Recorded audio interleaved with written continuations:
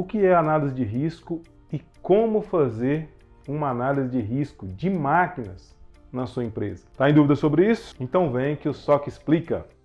Com a crescente automação e o uso intensivo das máquinas, a análise de risco de máquinas se tornou então uma ferramenta indispensável para garantir a proteção aos trabalhadores que lidam diretamente com esse tipo de equipamento. Mas o que exatamente essa análise de risco tem a ver com a segurança e como ela é feita, como ela deve ser conduzida?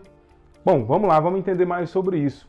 A análise de risco é um processo sistemático de identificação do risco e da gestão desse mesmo risco. O objetivo é diminuir o índice de acidentes e de lesões de trabalhadores que trabalham direto com esse tipo de equipamento e que as máquinas estejam seguras para o seu uso no dia a dia e até mesmo para o seu descarte, quando não estiverem mais aptas a operar. A análise de risco de máquina, além de ser um requisito legal em muitos países, é um requisito de segurança mesmo. No Brasil, quem rege a análise de risco de máquinas e equipamentos é a norma regulamentadora 12, a NR12, que passou por alterações ao longo dos últimos anos. Mas por que a análise de risco é essencial? Ela é essencial não somente pela questão do cumprimento normativo, mas por trazer segurança real para o ambiente de trabalho, para prevenir acidentes, para redução de custos, uma máquina com menos risco, uma máquina que roda de forma mais eficiente, reduz o custo, porque ela aumenta a efetividade e aumenta a produtividade do que está sendo produzido. Também melhora o clima organizacional. Quando a empresa tem acidente de trabalho frequente, é comum que isso afete o clima organizacional dentro da empresa. E claro, a análise de risco é um requisito legal da NR12 e quem não a fizer, a empresa que não a fizer, está sujeita às penalidades, está sujeita aos rigores da lei. Mas como fazer análise de risco de máquinas? Vamos lá, vamos entender sobre isso. Esse processo pode envolver um ou mais profissionais dependendo da complexidade do tipo de equipamento. Pode envolver técnico de segurança, o engenheiro da máquina, o operador, o pessoal da manutenção e outras pessoas. Então, o primeiro passo é você pensar no processo, o tipo de máquina, transporte, instalação, a operação, a manutenção, a limpeza, a desativação.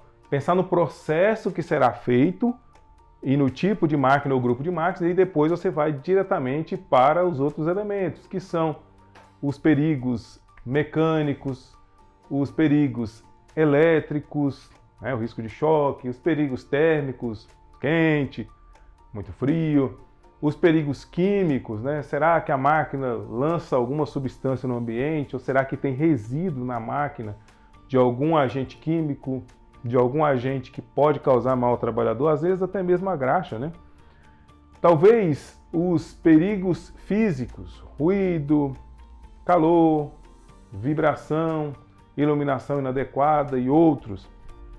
E também pode estar inserido nisso o próprio risco de incêndio ou talvez o risco de explosão. Aí talvez tenha que tomar cuidado com materiais inflamáveis que estão por perto, talvez tomar cuidado com faiscamento, Tudo isso pode ser importante dependendo do tipo de equipamento.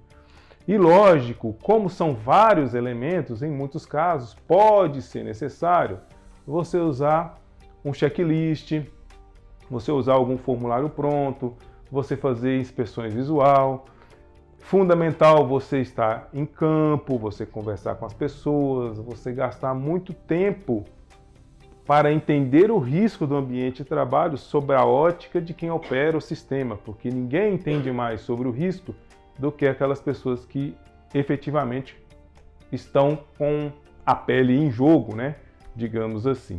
Depois disso, você pode fazer uma análise estimativa do risco, lembrando aquela questão de probabilidade, de severidade. A severidade pode ser classificada como leve, como médio, como grande, tem um potencial muito grande de causar dano, tem um potencial de causar um dano leve, tem um potencial de causar um dano difícil. Já a probabilidade está ligada mais à frequência da exposição. É a possibilidade da pessoa estar exposto ao perigo, né? E também você pode gerenciar isso, e você pode medir isso, pequeno, médio ou grande. Em muitos casos, vale a pena você usar uma boa matriz de risco.